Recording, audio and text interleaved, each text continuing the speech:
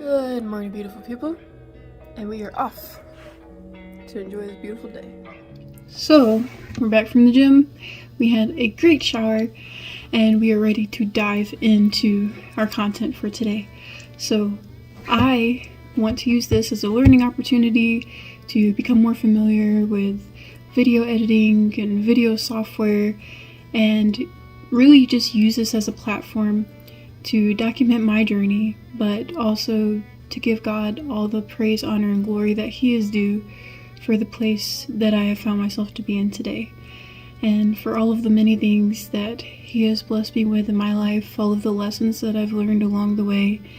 And my hope is that I could be of an encouragement to somebody who might find themselves to be in a similar place in life. So, from the beginning.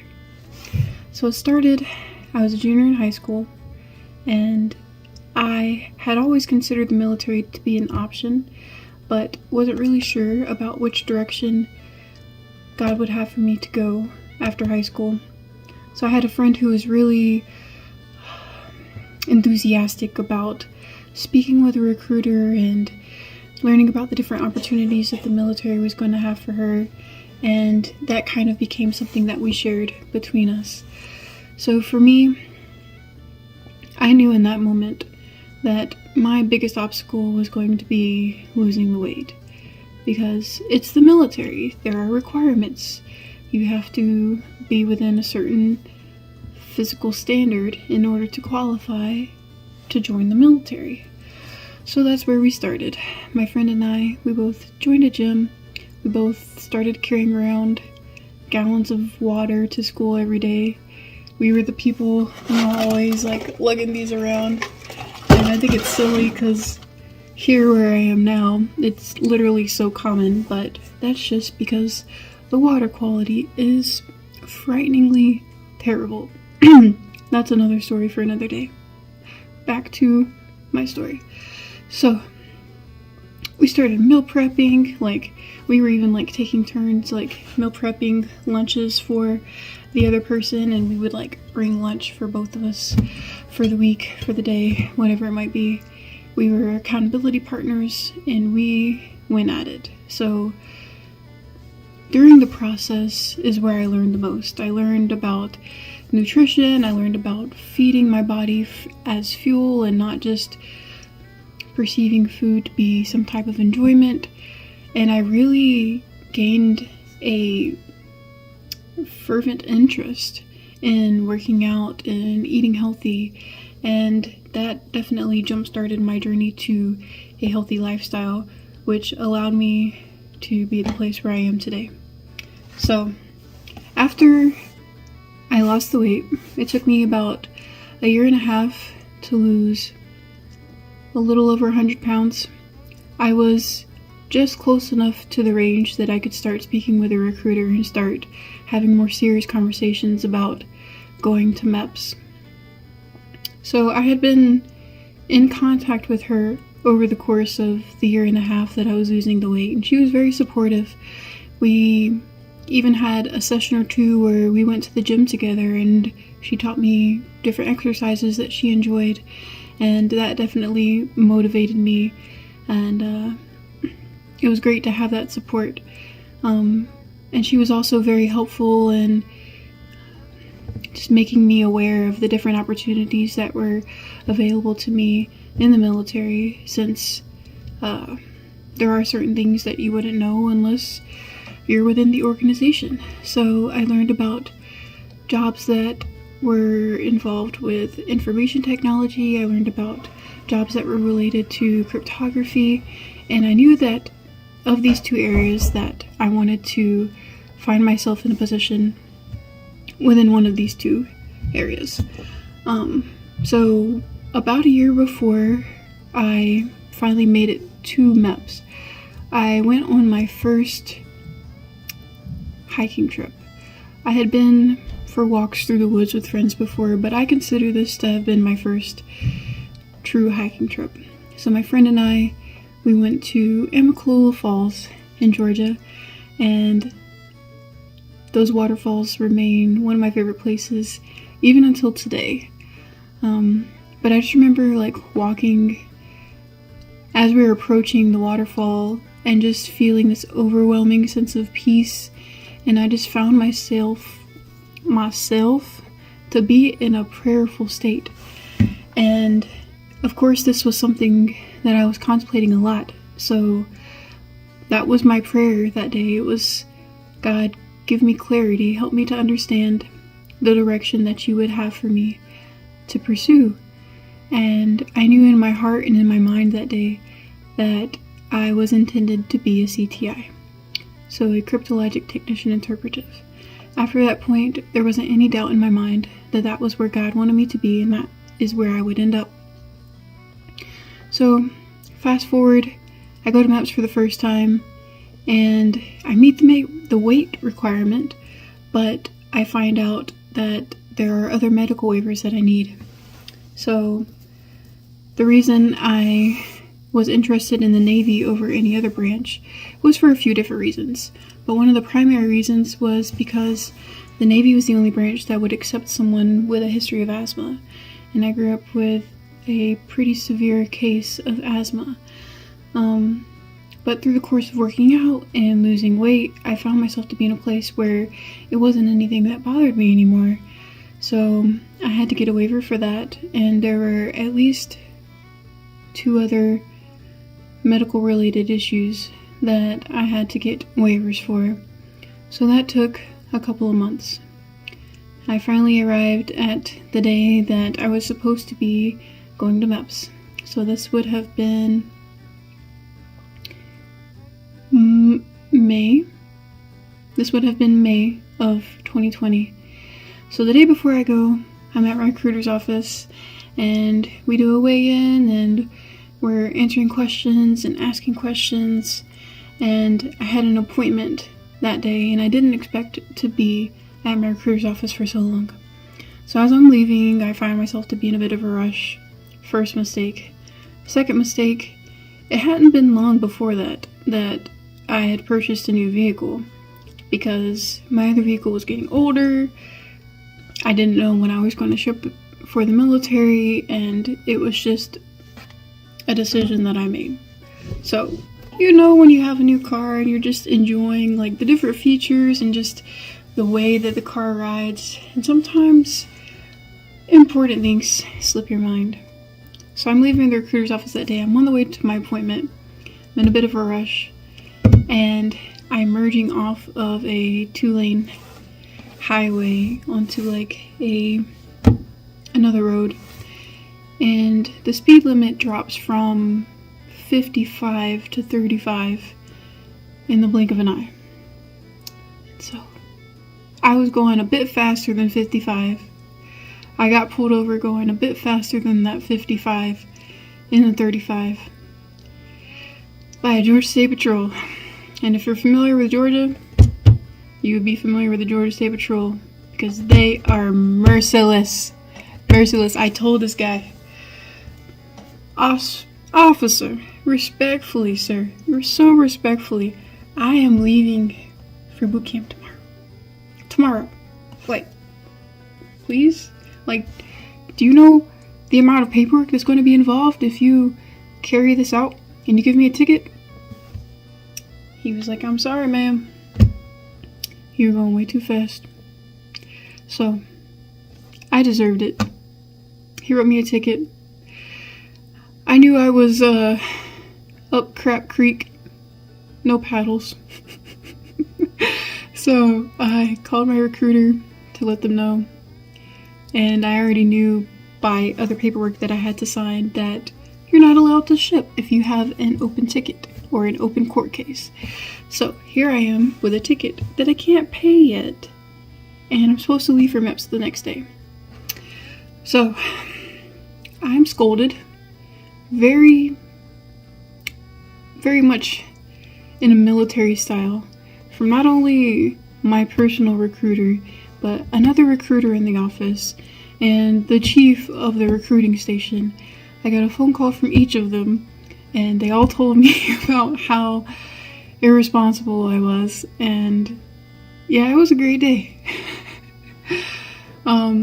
So I kept in contact with them. No one was really sure if I was going to be able to leave. Long story short, I went to MEPS.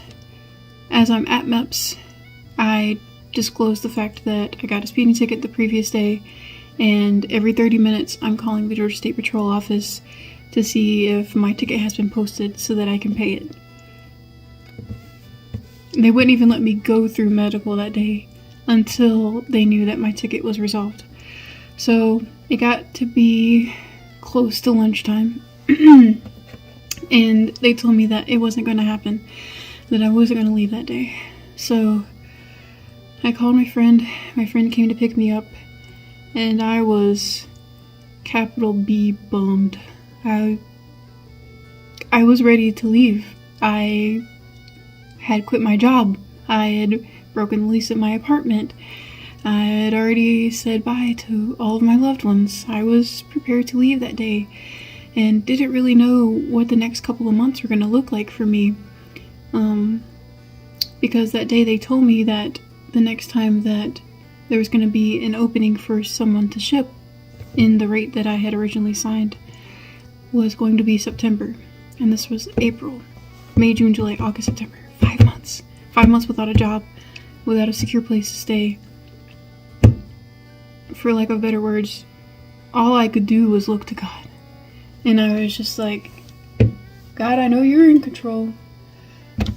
I don't know how to move forward. I don't know if there's anything that I can do to change this situation at this point, because I got a speeding ticket.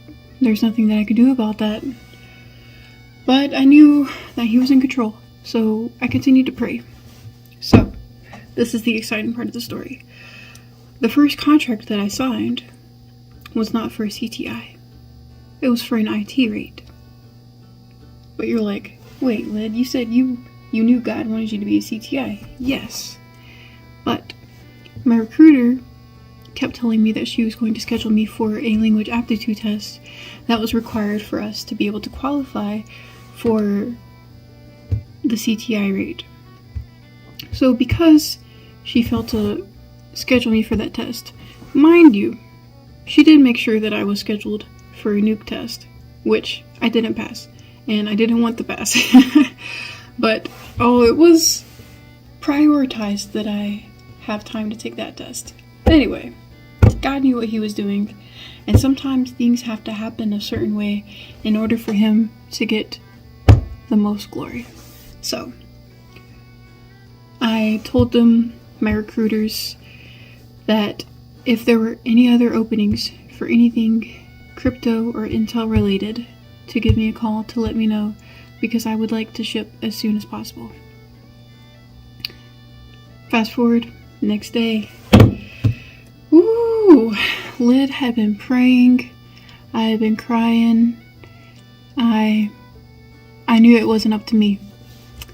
I called my recruiter called me the next day, and they told me, hey, so great news. There's a CTI position available. You can leave next week. So I was going to leave a week later than I was originally scheduled to. And my bonus went from the neighborhood of $5,000 to the neighborhood of $30,000. I had to pay a $300 speeding ticket, which I had plenty of time to do in the week leading up to the date that I was actually going to ship. And to continue with our story, so now the next thing that we had to overcome was MEPS. MEPS for most people is just medical processing. You go, they verify that you meet all of the requirements, and they put you in a bus and take you to the airport. And that is the journey to boot camp.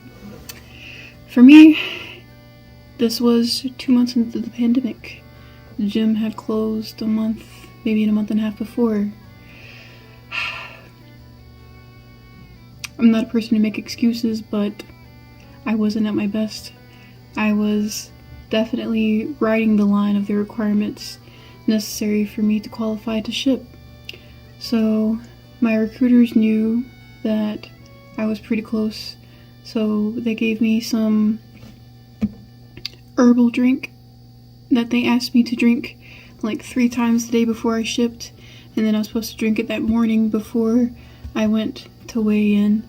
And they suggested that I get some saran wrap, and then I think I had some lotion or some petroleum jelly, and you like rub your stomach down with it, and you wrap yourself with saran wrap, and it's supposed to remove any excess water from your body, so that if they were to tape me, because if you don't meet the weight requirement, then they could tape you, that if they did tape me, that my waist would be just a little bit smaller and that I might just make it through. So we get to the moment, and I'm standing there in my skivvies, and I put my back up against the wall, and my recruiter had even taught me that I could stand on my toes just in the slightest so that they wouldn't notice, but that I could give myself a little bit more of a height, and that would increase the range of the weight that I could fall into.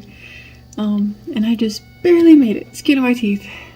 So fast forward, go to boot camp, and I had to go through a similar situation. So of course, during P days, or processing, it's the first couple of days after you arrive at boot camp, they do the same thing to you. So I thought that I might be a little bit closer to the weight requirement than I had been when I shipped, because since I shipped during the pandemic, we had a 2-week period where we were staying in a hotel, we were quarantined. So I didn't have much choice in my diet because all of our meals were delivered to us, but I did have the ability to exercise and to use my free time to just stay in shape as best I could in a hotel room. So my friend and I, shout out to Seafruit, her and I were doing YouTube workouts almost every day, probably every day. And we were doing our push-ups and our sit-ups because that's something that we are required to do during our physical readiness test. So we were working hard. We were grinding it out. And we get to boot camp, and I was like, okay, I was feeling pretty good. And we get there, and same process. They measure your height, they measure your weight, and I was over the weight requirement. Bum, bum, bum. So what's the next step? They're gonna tape me. So I walk over to the line of shame where people are getting taped. No shame in having to get taped. Some people got some muscle on them. All of mine wasn't muscle. So I'm in the line to get taped. They tape me. And because I was so close to the requirement that it was difficult to tell if I were going to pass or not, they had to have another NCO or another person of higher rank come over and look at the chart and look at the taping measurements and determine if I was within requirements or not. It was that close. During this moment, I'm already there. I'm at Great Lakes. My mind is spiraling. I'm in this environment that I am as far from comfortable as you can be. And in this moment, I can think of all of the most terrible possibilities. Like, if I don't meet the requirement, do they put me in holding? Do they, starve me for a week until I meet the requirement? Are they going to ship me back home because I didn't meet the requirement? I had no idea. So what did I do? I poured my little heart out to God. And I said, God, I made it this far, and I'm only going to make it farther by your grace. And they approved it. And they allowed me to continue. So, that battle was over. I made it through, and then they shipped me off after boot camp to language school. That would be involved with my rate. So, I didn't get my first language, but I know that it was exactly the language that God would have me to be in, because I found myself to enjoy learning the language so much. I found myself to have a fantastic relationship with my teachers and with my classmates, And I just so thoroughly enjoyed the grind of the 7 to 8 hours of class every day and spending extra time in the evenings reviewing vocabulary and learning about the culture of another people that I wasn't familiar with in the very least from the beginning. And another form of proof that it was God and only God that allowed me to make it to this point would be the language aptitude test. So the D-Lab. The D-Lab, if you remember, is something that we would normally take before we ship for boot camp. But because my circumstances were unique and I shipped last minute, they allowed me to bypass the D-Lab based on my ASVAB scores. So I was able to make it to language school without having taken the D-Lab. But after we arrived, they asked us if we would take the D-Lab for statistical purposes to compare us with people who had taken the D-Lab and had qualified with the D-Lab. So we did it for science. We took the D-Lab, and I didn't feel great about it, but I knew that I was there and that I had made it already, and that I didn't think that they would waste their time and resources to put me into another rate after having arrived there, after having started class. So the results come back about a week later, and for reference, the D-Lab, I'm not sure what the maximum number is, but I know that the minimum requirement to qualify for a language rate is anywhere between like 90 and 100 is like the minimum range. And then if you wanted to qualify for a language of a higher category of difficulty, then you would have to score even higher than that. And so I knew people that were making 130s, 140s. I'm pretty sure I even heard a 160. But remind you, the minimum range was between 90 and 100. And I didn't meet the minimum requirement. If the minimum requirement was 100 in order to enter a language rate, then I did not meet the minimum requirement. And if I had taken the D-Lab test before I shipped for boot camp, then I would have never made it to language school. And God knew that. God knew that. And the only way that it would have happened, that I wouldn't have had to take the test, was for some crazy circumstances, like, I don't know, getting pulled over by a Georgia State Patrol the day before you're supposed to leave for boot camp. So look at God. Look at God. So I make it there. I'm not supposed to be there. I'm not supposed to do well in the class. And by God's mercy and by God's grace, and just relying upon Him in all things, I finished language school. I graduated. I maxed out the test for the basic course, the scale ranging from 0 to 3. I maxed out the basic course test with a 3.3, and then, even further than that, was allowed an opportunity to be exposed and have experience in taking the upper level language aptitude test, or the language proficiency test at this point, and didn't score anything higher than a 3, but still managed to score the highest in the proficiency test than anyone that graduated in the same class as I did. So I was very, very fortunate, and I know that my success is just a shining example of God's hand at work in my life. So not only did I score the highest, but I got special awards, I got fancy little coins, and all kinds of fancy papers, just speaking to the amount of effort required to finishing such a rigorous course as the one that they exposed us to, but I would do it all over again.